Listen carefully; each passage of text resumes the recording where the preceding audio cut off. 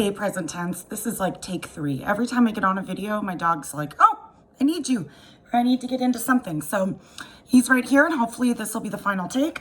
So tonight's video is on something called cognitive dissonance. And you may be wondering, what the heck is cognitive dissonance, and why am I doing a video on this? I like to craft my videos around my most recent conversations with people from the group, and around what their current struggles are and what they might need. And this one is a few days overdue. A conversation I had with a friend just a few days ago. And I think that this video is really going to help them, and also really help those of you who have been in toxic relationships. So if that's you, I invite you to keep listening, because this is a huge one. Cognitive dissonance is going to explain a huge reason why, a very big reason why we don't leave abusive relationships, or we find ourselves finding new ones that are just as bad. Okay, so cognitive dissonance is basically the inconsistency between our beliefs, behavior that we witness, and also information that we know. And I'll kind of get into that. Basically, we kind of can choose what we believe if we only go off of maybe one of those things. Or let's say, like today, we're watching the news updates on coronavirus, okay? And we don't like what we're hearing, the information, okay?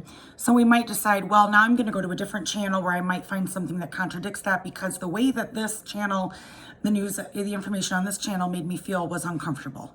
Okay, so it's cognitive dissonance and denial go a lot together. In relationships, when we experience cognitive dissonance, it usually looks something like this. There's all these awesome qualities about a person, and we're like, we absolutely love all those things, right? And we're like, this is great. We have these interests. I love this about this person. He or she listens to me, whatever. But then there's also these red flags, and maybe the red flags show up later. Maybe they also show up at the same time that the good things showed up. But since we notice these wonderful things that we don't want to give up, especially if it's a relationship we've been committed to, and the longer the relationship goes on, the harder it can be to break free of that relationship, and also to break free of it and not have lasting effects, okay? So if you look at it as like a conflict between good and bad, okay, good and bad things, in which outweighs which, I'm sure tons of you have made like pro and con lists. It's kind of like that, like, oh, there's all these pros, but yet there's all these cons. And which is the one that, does one justify the other, right? So if you can make the good outweigh the bad, or if you can justify the bad, to put it like, okay, well, I can kind of ignore that, right? And concentrate on the good, and also ignore this bad thing because you have a way to justify it, then you'll stay, okay? Well, it also, breaking up sucks, or making a change can really suck. It's uncomfortable. So in order to, to convince ourselves that something is okay, or if we do convince ourselves that something is okay, the tension goes down and we're more comfortable. So we don't have to make this big, awful decision of, do I leave this relationship, this job, whatever it might be, okay? You can make a lot of excuses. You can be like, okay, yes, my significant other or my boss or whatever does rage, and but look at what he's been through in life, and that's probably why he's that way, and there's all these other great things. That's a perfect example of us justifying and convincing ourselves that this relationship is okay. Also, if you can justify it, you don't need to be alone, and you don't have to face all those things that are going on in your life that make you not want to be alone, okay? You can talk yourself into believing this false narrative that you have come up with about this other person, and you've kind of created a false narrative and believed that it's true. When you're a child, if you grew up in an unhealthy family, all right, as a child, creating cognitive dissonance it was actually a very survival-based thing that you did. It's not negative. It means that you found a way to survive your terrible childhood or your neglectful childhood, whatever it is, because you were able to create this cognitive dissonance to say, well, you know, it's okay that my dad sometimes blows up at me. It's okay that my mom puts me down, whatever, because this, and this. So when we learn how to do this as children, it's, you know, it's quite innocent, but it also teaches us that how to let other people teach us or treat us later. Now, if you are in a relationship with a narcissist or someone else who is toxic, it doesn't necessarily mean that you learned this in childhood. But if you did learn this in childhood, that is really ingrained in how you're going to deal with relationships with red flags going forward. Narcissists themselves do this. It's almost like they do this on steroids, okay? So they can't really cope with any kind of disappointment or any kind of... I'm trying to say criticism, okay, for lack of a better term. So if you decide you're going to leave someone, I mean, you are basically dead to them, for one. They're going to be like, oh, I'm so glad that he or she's gone. You know, I'm so glad they left. And then they will launch this big smear campaign about how terrible you are. Usually that's how it goes. But what that ends up doing is keeping you stuck in these kinds of relationships, because if you haven't healed from it, you start to believe all these things like, oh, maybe it really was me. Okay. So one of two things end up happening when you're in this kind of relationship. Either number one, you rationalize the bad behavior like we talked about, or number two, you get stuck in a type of trauma bond, okay? So one of the things you can do that can help you with this, when you're in this type of thing where you're like, I don't know if I should go, I don't know if I should stay, I don't know if I made the right decision by leaving, make a list of all the terrible things that this person has done to you and keep it in the forefront. That is information, that is fact. Okay, and keep it in the forefront. Why do we fall into these traps, though, despite that list that we have in the forefront? Well, you tend to forget the terrible things that they did to you. You forget that there was that one time that they beat you up. You forget that there was that one time that they cheated on you. Whatever it may be, you forget. And that is because of denial. You're in denial. This is why you stay. This is why you have basically become codependent, okay? Another reason why is because you have this euphoric recall of how it used to be. This was one of mine. Oh my gosh, even like years after I left, I would find myself with this euphoric recall. Did I make the right decision? Did I do the right thing? But what about all those years? It was so good. What about those 6 years? It was so good. Doesn't that count for something? Euphoric recall can really get you. You can get into this point where you only remember those good times. But here's what the problem is. That was all a lie. And that's where people get really stuck. They're like, well, it was good at one time. Maybe it was good at one time because it wasn't bad yet. But once abuse comes into the picture, it's not okay, and it doesn't matter how it ever was, because it's not going to change. And generally, people with personality disorders can hide it for only 12 to 18 months. But I'm living, breathing proof that they can hide it for years. Okay, some can hide it for years.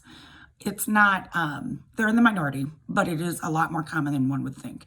So euphoric recall. Another reason is you fall for their backstory.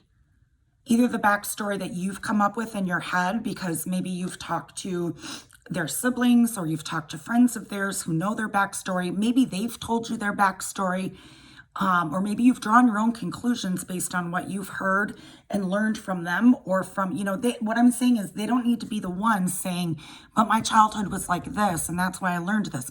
Not necessarily.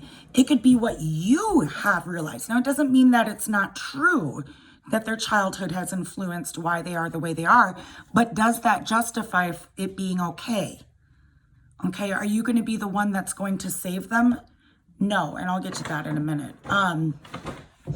Another really powerful thing that we do that kind of goes back to euphoric recall is selling ourselves this awesome story that we came up with in our head.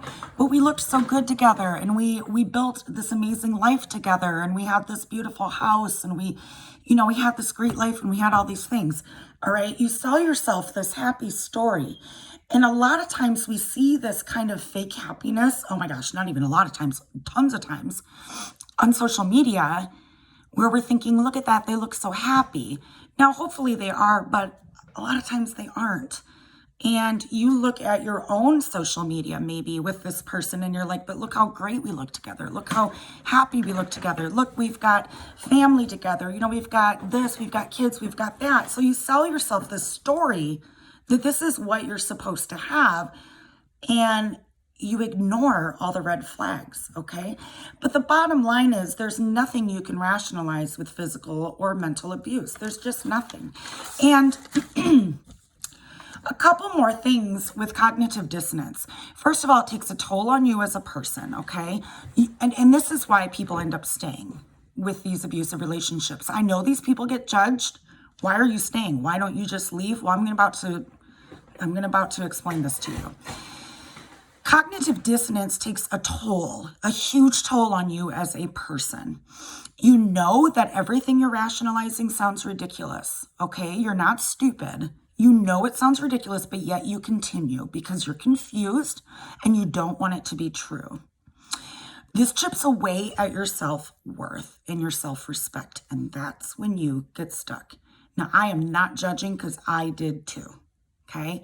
But that's what happened. Once it starts to chip away at your self-worth and your self-respect, that's when you get stuck, and it makes it harder to leave.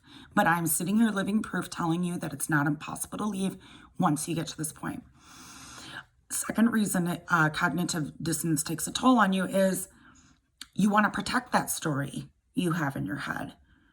You want to ignore the crazy and the red flags. You want to let them in. You want to fix them. And then you can blame yourself. Say, maybe it's me. Maybe if I lose weight, maybe if I keep the house cleaner, maybe if I cook, maybe if I have a homemade meal on the table when he or she gets home from work, maybe if I earn more money, maybe if I give him gifts that I know he really wants off of his secret Amazon list. Okay, I'm naming examples of stuff that I did, so that's why I'm like, I have a million of them.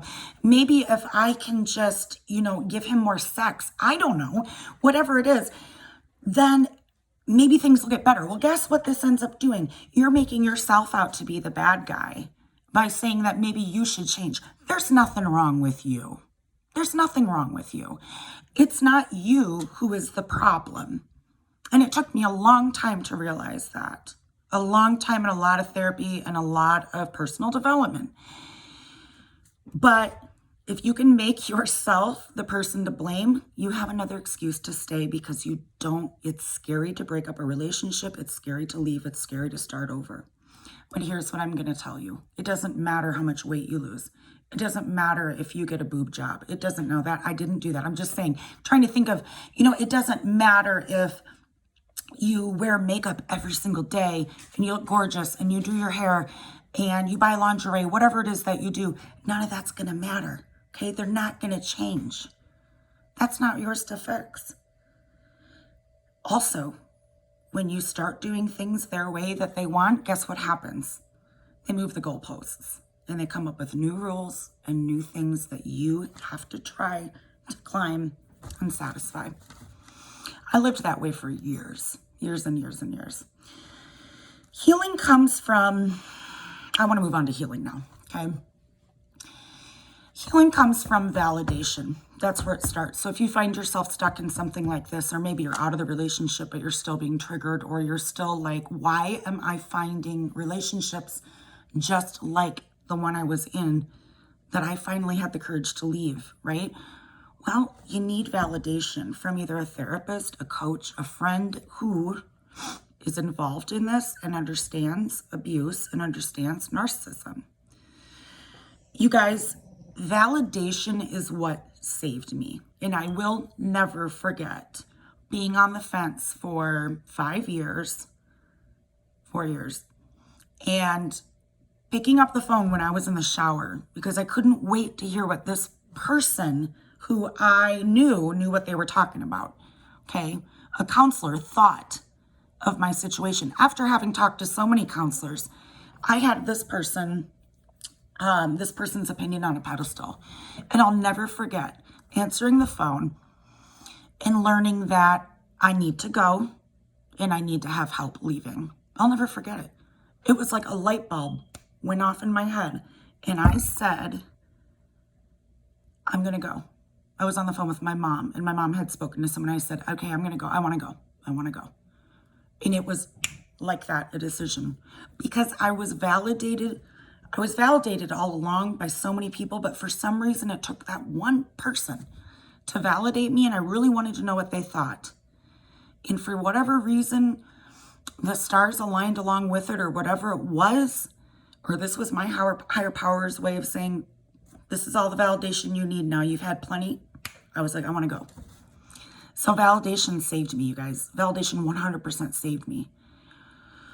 So maybe that can help you understand why I now want to help others through it too. I want to be that person who can validate you.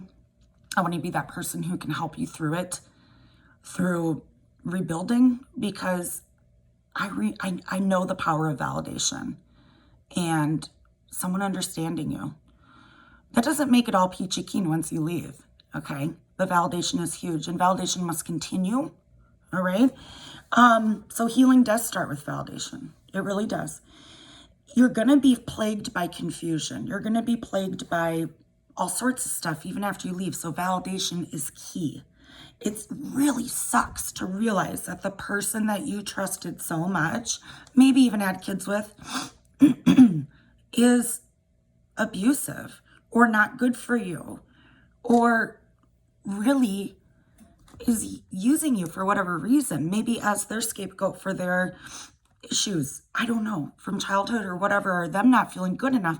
It's not okay, and it's not supposed, it shouldn't happen to you, and you shouldn't have to deal with it.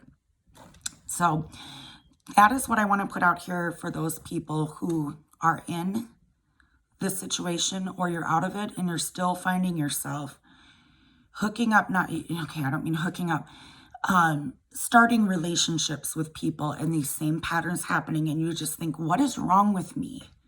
What is wrong with me? Why can't I get it? It's because of cognitive dissonance, and I've been through it, and I want to help you through it as well. And we will chat more about this soon. I hope that that is helpful to those of you tonight who I know needed to hear it. And I love you guys, and I will talk to you soon. All right.